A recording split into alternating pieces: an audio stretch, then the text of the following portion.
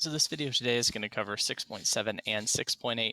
They're going to be combined into one to go over Southeast Asia and the Pacific, which we really haven't talked about. And so far, we're going to talk about the Americas a little bit that we also haven't hit that much. So the vocabulary for this topic in 6.7, you're going to have French Indochina. These are the modern day nations of Vietnam, Laos, and Cambodia. But during this time, they're obviously held by the French, and they're going to be called Indochina.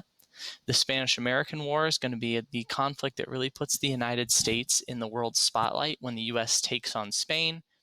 Indigenous, star that one. All that means is the native inhabitants of an area. So indigenous people are the people who have always lived there. They didn't move there. They've been there for thousands of years.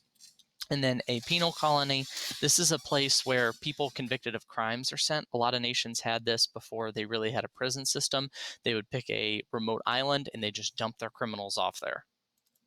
So this map kind of gives you an idea of where the different colonies were. And you can see that it's mostly going to be British up here in the north, and then Australia. The Dutch hold all these islands throughout here, the French in Indochina, and then this is where the United States starts to come in with our taking of the Philippines.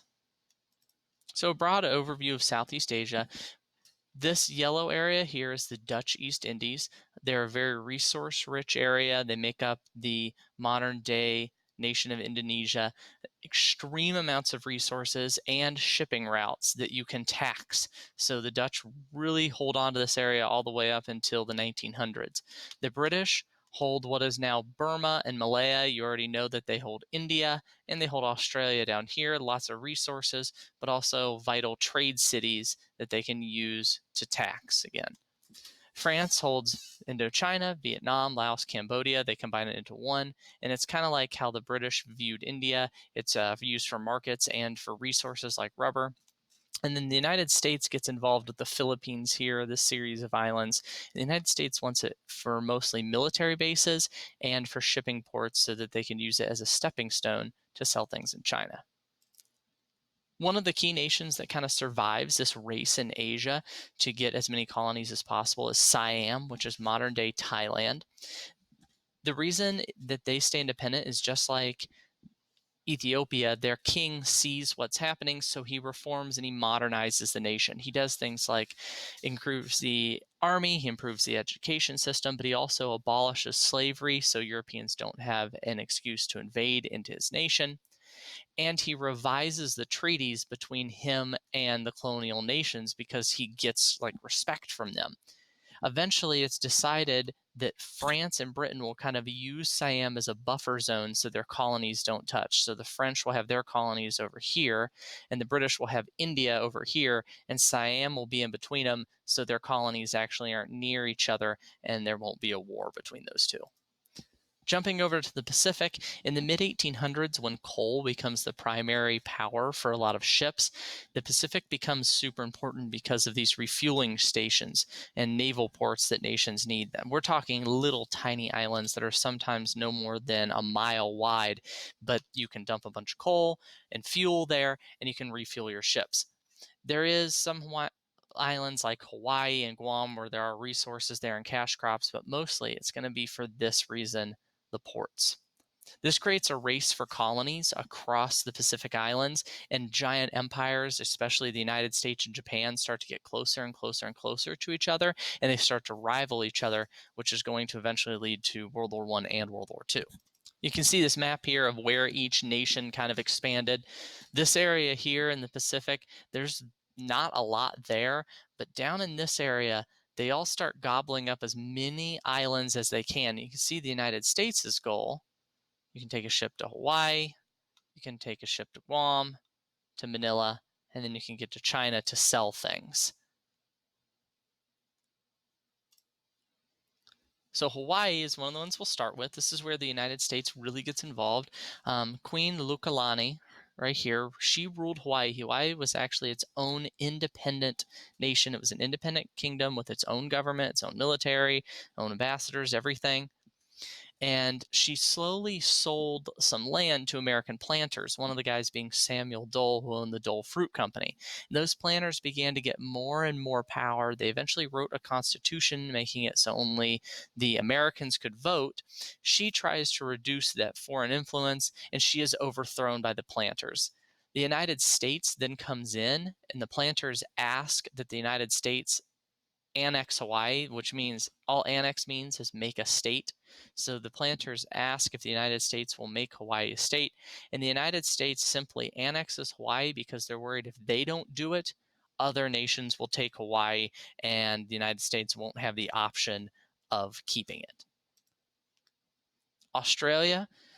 Australia was originally what's called a British penal colony. The British dumped off a lot of their prisoners there just because they probably figured that they would die in Australia and they wouldn't have to deal with them. But Australia already had original inhabitants, the indigenous people. These people here are called the Aborigines. They lived all over Australia, but what begins to happen is they didn't really have any kingdoms. They lived in small little tribal groups. Like this is probably as many people as this tribe had ever had. And the Aborigines are slowly killed and removed by the British. British immigration to Australia increases over time and it becomes a part of the actual British Empire. But in 1901, the British decide to give Australia self-rule. So they grant it its own nation. And the reason they do this is because Australia is so far from Britain, it's hard to rule it, and they want to avoid other nations interfering with Australia. But also, social Darwinism comes into play. Because of the large European population in Australia, they feel Australia is ready to rule itself now, so it's given self rule. New Zealand is kind of similar to Australia. There's an indigenous people there called the Maori. They're right here. And the Maori are like a very martial, warlike people back then. So them and the British fight a super long war for control where the Maori are actually super effective at fighting the British. If you look down here, they use like guerrilla hit and run tactics. But slowly, the Maori population is decimated by diseases like smallpox that are introduced, and more British keep showing up to the island. And New Zealand kind of goes the same way as Australia. Eventually, the British see that the European population there is so large that they grant it independence. Again, it's that social Darwinism idea that there's enough Europeans here that proves that nation can rule itself. So 6.8 covers the Americas, and we're going to cover in these notes specifically the United States because they begin to be such a large superpower. That's why I put rise of a superpower here, and it's kind of the precursor to how dominant the United States will become in the 20th and 21st centuries. So the vocab for this one, the Monroe Doctrine, you should star this one. You have to know it. It's going to come up in U.S. history. It's going to come up all throughout this unit. This is the American foreign policy where Americans try to stop Europeans from making new colonies in South America, Latin America, and North America. So if you already have a colony, you can keep it, but no new colonies. And then the Panama Canal is right up there with the Suez Canal of how important it is. It is a canal that cuts across Panama and connects the Atlantic and Pacific Oceans. So you already know the United States is going to be very interested in it. So the United States' goals are a lot different than the Europeans. The United States pretty much had all the resources it needed, but the United States was interested in new markets to sell its extra goods it was creating. So they wanted to get to specifically China and sell the extra like shoes and knives and pots and pans that the United States was producing. The United States also wanted to expand and grab islands for its military protection, keep other European nations away from it, and to expand democracy. The United States felt like it was the big brother in the Western Hemisphere, so North America, South America, Central America, and that their goal was to protect democracy and to stop European nations from creating colonies in the Americas. So how the United States does this and to stop the Europeans is first the Monroe Doctrine. This says there's no new colonies in the Western Hemisphere. If the European nations already had a colony, they could keep it, but if they wanted to create a new one, they would effectively be fighting the United States. So you can see this picture down here shows the Monroe Doctrine. We have all the European nations lining up, and this is supposed to represent the Atlantic Ocean. They want to cross the Atlantic Ocean and claim a bunch of land over here, but the United States is standing guard, saying no trespassing, you can't imperialize anymore. At this point in time, the United States has grown powerful enough that none of the European nations actually want to fight a war with the United States. Later on, the United States tacks on the Roosevelt Corollary, named after Theodore Roosevelt, and it says that the United States has what's called policing power in the Western Hemisphere. So let's say that the nation of El Salvador makes a deal with Britain to build a railroad, and El Salvador suddenly can't pay back their debts to Britain. Traditionally, like what we saw in India, Britain pretty much takes control of El Salvador. But what the Roosevelt Corollary says is the United States will come in and they will negotiate for El Salvador, and they'll make sure El Salvador pays Britain. That way, Britain can't make El Salvador a colony. What this leads to, though, is the United States intervening. And when I say intervening, it means the United States invades or pretty much controls that nation so that European nations won't control that nation. This also leads to the United States really wanting the Panama Canal. So if you see this map down here, you see the United States and Central America and South America. So there's this inconvenient strip of land right here that separates the Atlantic Ocean from the Pacific Ocean. But during this time, the United States has the technology to build a canal right across here so you can link the two sides of the ocean.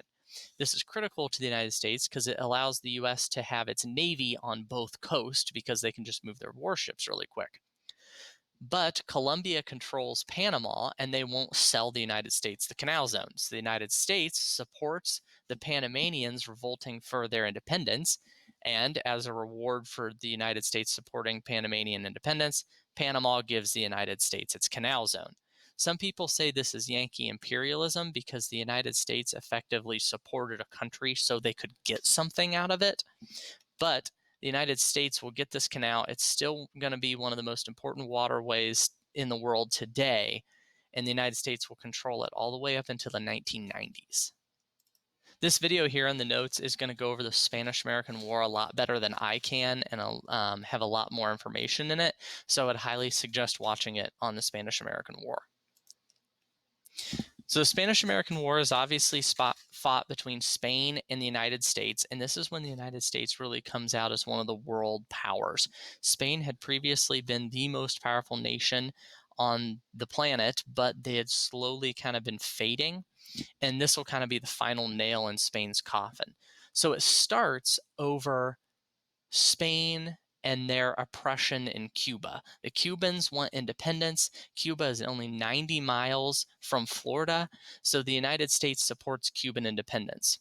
But the war really kicks off in the Philippines when the U.S. Navy completely annihilates the Spanish fleet in the Philippines, then helps Filipino rebels overthrow the Spanish. Now, the Filipino rebels think they're going to get independence, but what really happens is the United States takes control of the Philippines, promising them self-rule someday. This is an example of social Darwinism. The United States says the Philippines isn't ready to rule itself yet, but it will be someday. This begins a period of time called the Philippine Insurrection, where the Filipinos fight against the United States to try and get their independence. In Cuba, at the same time as all this stuff is happening in the Philippines, the U.S. actually invades Cuba because Cuba is part of Spain, defeats the Spanish, and Cuba gets its independence. So the United States gives Cuba its independence. They don't do what they did with the Philippines, but they add this thing called the Platt Amendment onto Cuba's constitution. And this allows the United States to intervene in Cuba. So if Cuba doesn't do something the United States likes, the United States can go down there and essentially invade Cuba. And any treaties Cuba makes with any nation, the United States has to approve. So this kind of turns Cuba into a protectorate of the United States, where the United States allows Cuba to have its own government, but the Cubans kind of have to follow the United States' advice. So here are just some different pictures from the Spanish-American War. You can see that warfare during this time is starting to become more modern. They're modern battleships, early machine guns, early artillery. And then this is Teddy Roosevelt here with the famous Rough Riders, and then the famous Buffalo Soldiers, an all-black unit that fought in Cuba. So if you have any questions about 6.7 or 6.8, please let me know and I can get you some help on those.